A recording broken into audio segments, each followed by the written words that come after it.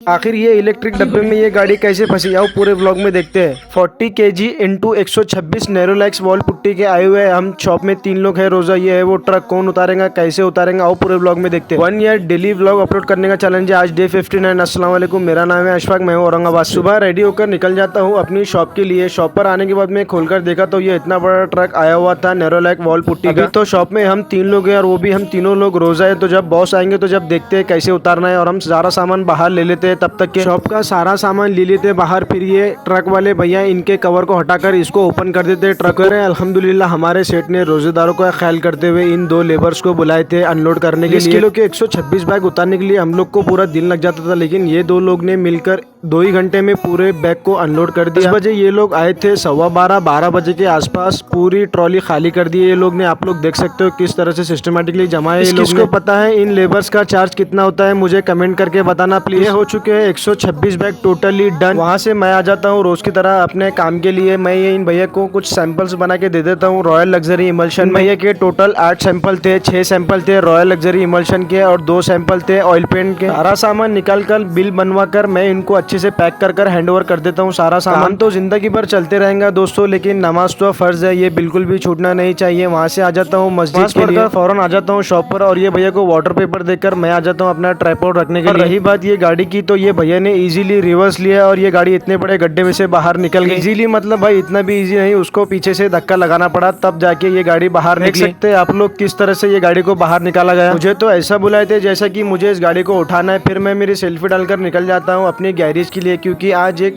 Activa का फारक throw निकालने जाना है मुझे। आ गया था मैं गैरेज, ये है वो एक्टिवा जिसका फारक थ्रो निकल कर लाना है। ये मैकेनिक साहब खोल देते हैं इसका फारक, ये निकालना है इसका फ्रंट साइड का बम्पर। वो निकालने के बाद में ये हो गया फारक रेडी और फिर मैं इसको लेकर निकल जाता हूँ एक गोल्डन टायर्स की शॉप पर से। मैं ये MRF का जायपर ग्रिप का टायर लेकर आ जाता हूँ फारक थ्रो की शॉप पर अजहर भाई के पास। अगर गाड़ी का फॉर्क आउट है या फिर हैंडल बेंड है या फिर चेचिस पूरी तरह से आउट है तो आप इनके पास कभी भी आकर विजिट कर सकते हो। अजहर भैया का नंबर चाहिए तो मुझे DM करना, नंबर मिल जाएगा। टाइम हो चुका था असर की नमाज का, तो आ जाता हूँ इस मस्जिद में और पढ़ लेता हूँ असर की नमाज। अल्हम्दुलिल्लाह नमाज पढ़कर आ जाता हूँ सीधे अपने घर और टाइम हो चुका था इफ्तारी का, तो बैठ जाता हूँ इफ्तार के लिए। बिस्मिल्लाह बोलकर सबसे पहले खजूर खा लेते हैं, फिर पी लेते हैं थोड़ा सा पानी, फिर पढ़ लेते हैं अपनी मगरिब की नमाज। अल्हम्दुलिल्लाह नमाज पढ़कर सीधे आया अपने घर और इनको देखकर दे बशीर चूर के मत देख गुर के डायलॉग याद आ गए और खालिया पूरे टिके निकल जाता हूँ अपनी ईशा के लिए। आज के ब्लॉग में बस इतना ही, मिलते हैं अगले ब्लॉग में। आपने अगर मुझे फॉलो नहीं किया तो फॉलो कर लीजिए।